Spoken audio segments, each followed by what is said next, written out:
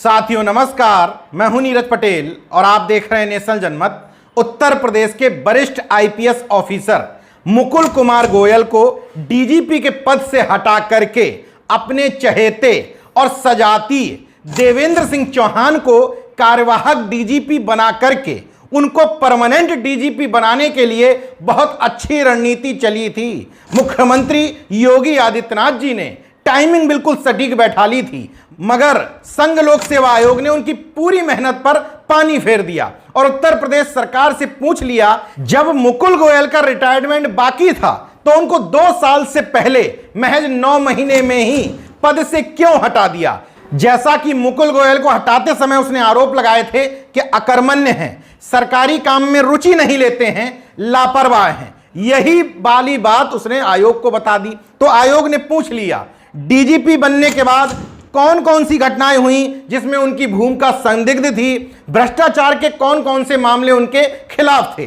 तो योगी सरकार ने उनके डीजीपी बनने से पहले के मामले गिनाने शुरू किए। तो आयोग ने कहा कि डीजीपी बनने से पूर्व के जितने भी मामले थे उन सब मामलों पर 29 जून 2021 को आयोग में हुई बैठक में, मतलब पिछली बार जो नाम भेजे गए थे उसमें विचार विमर्श हो चुका है और उसके बाद ही इनका नाम फाइनल किया गया था। तो नाम फाइनल होने के बाद, मतलब डीजीपी बनने के बाद कौन से गंभीर मामले हैं वो बताइए। अब योगी आदित्यनाथ जी बेचारे यहां फंस गए। अब ये तो कह नहीं सकते कि राजा जिस जाति का हो उनको सेनापति यानी कि डीजीपी उसी जाति का चाहिए। इसीलिए मई में पद से हटाने के बाद मुकुल गोयल को तकरीबन 4 महीने इंतजार किया गया ताकि तमाम सारे लोग जो रेस में हैं उनमें से कोई सेवानिवृत्त हो जाए या किसी की रिटायरमेंट के 6 महीने से कम बचें, ताकि उसका नाम पैनल में भेजना ही ना पड़े और उनके चहेते सजाती देवेंद्र सिंह चौहान डीजीपी की रेस में सबसे आगे हो जाएं और राजा के सेनापति बन जाएं।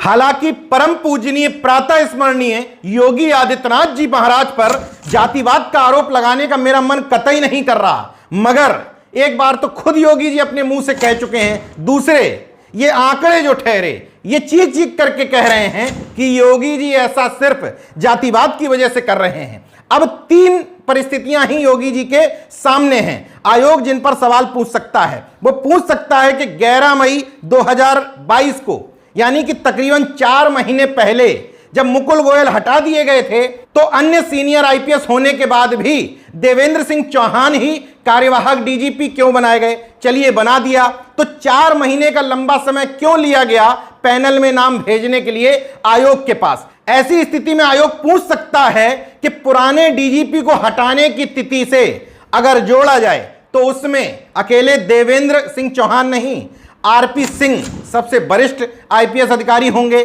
जीएल मीणा वरिष्ठ आईपीएस होंगे, उनका नाम क्यों ना जोड़ा जाए, और इन्हीं के बैच के यानी कि देवेंद्र सिंह चौहान के बैच के राजकुमार विश्वकर्मा जो इस समय डीजी पुलिस भर्ती बोर्ड हैं उनको ही क्यों ना बना दिया जाए, क्योंकि वो चौहान जी से 2 महीने बाद रिटायर्ड भी होंगे और पुलिस भर्ती बोर्ड का आपने डीजी बना करके रखा है। इसका मतलब आपकी नजर में उनकी इमेज साफ स्वच्छ है। यहां पर नेशनल जनमत की 3 जून 2022 को कही हुई बात बिल्कुल अक्षरशः साबित हो रही है।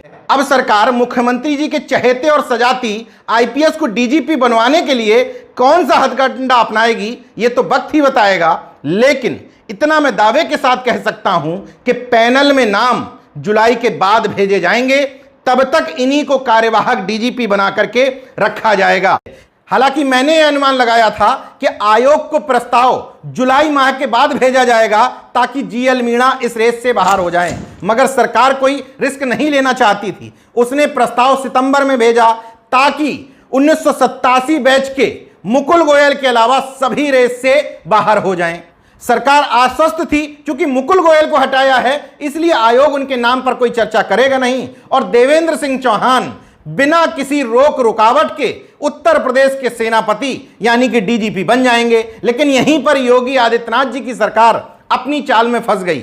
अब एक और बात हो सकती है कि अगर आयोग ने कह दिया कि उसने 30 सितंबर तारीख रखी है इस मीटिंग की और 30 सितंबर की तारीख के बाद जो तारीख दी जाएगी उस तारीख से अगर जोड़ेगा तो इस खेल में चौहान जी भी फंस जाएंगे, क्योंकि उनका रिटायरमेंट है मार्च 2023 और इस हिसाब से 6 महीने से कम रिटायरमेंट के उनके भी रह जाएंगे।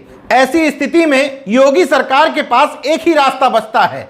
अगर आयोग उस तारीख से जोड़े जिस तारीख में योगी सरकार ने आयोग को प्रस्ताव भेजा था, तब इनका नाम आएगा। लेकिन अगर आयोग ईमानदारी से पूछताछ करेगा तो पूछेगा कि राजकुमार विश्वकर्मा सीनियरिटी के लिहाज से इनके ऊपर नाम है, भले ही दोनों 1988 बैच के हैं, और उनकी सेवानिवृत्ति विश्वकर्मा जी की इनसे 2 महीने बाद हो रही है, तो क्यों ना राजकुमार विश्वकर्मा को ही डीजीपी बना दिया जाए।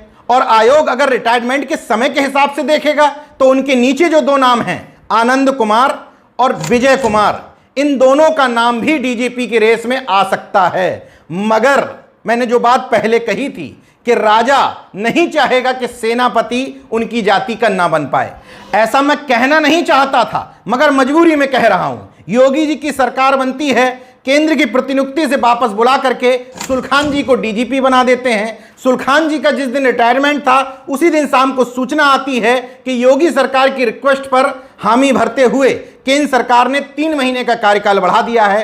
रिटायर्ड होते हैं, पुलिस सुधार आयोग के अध्यक्ष बना दिए जाते हैं, फिर केंद्र से प्रतिनियुक्ति पर अपनी ही जाति के ओपी सिंह लाए जाते हैं।